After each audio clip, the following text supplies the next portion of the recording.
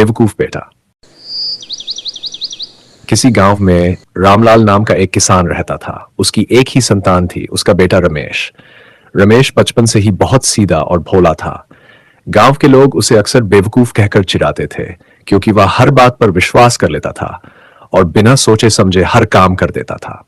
एक दिन रामलाल ने रमेश से कहा, बेटा अब तुम बड़े हो गए हो, तुम्हें कुछ जिम्मेदारियां लेनी चाहिए। आज तुम बाजार जाकर गाय बेच आओ, लेकिन ध्यान रखना अच्छी कीमत मिलनी चाहिए। रमेश ने सिर हिलाया और गाय लेकर बाजार की ओर चल पड़ा। रास्ते में उसकी मुलाकात एक चालाक आदमी से हुई।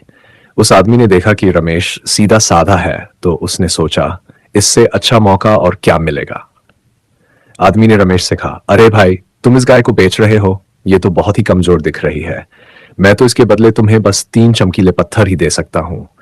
रमेश ने बिना सोचे समझे कहा, ठीक है दे दो पत्थर। वह 3 चमकीले पत्थर लेकर घर वापस आया और पिता को गर्व से दिखाते हुए बोला, पिताजी देखिए, मैंने गाय के बदले 3 कीमती पत्थर पाए हैं। रामलाल ने जब यह सुना तो उसके होश उड़ गए। उसने अपने सिर पर हाथ मारा और बोला, अरे बेवकूफ, ये तो सिर्फ चमकीले पत्थर हैं, इनकी कोई कीमत नहीं है।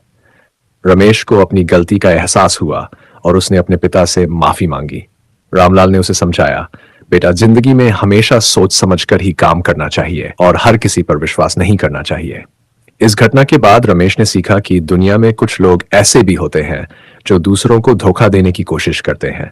उसने वादा किया कि वह अब से हर काम में सावधानी बरतेगा। धीरे धीरे रमेश ने अपनी बुद्धिमानी से काम करना सीख लिया और गांव के लोग भी उसकी तारीफ करने लगे। अब वह बेवकूफ बेटा नहीं, बल्कि समझदार और होशियार रमेश के नाम से जाना जाता था।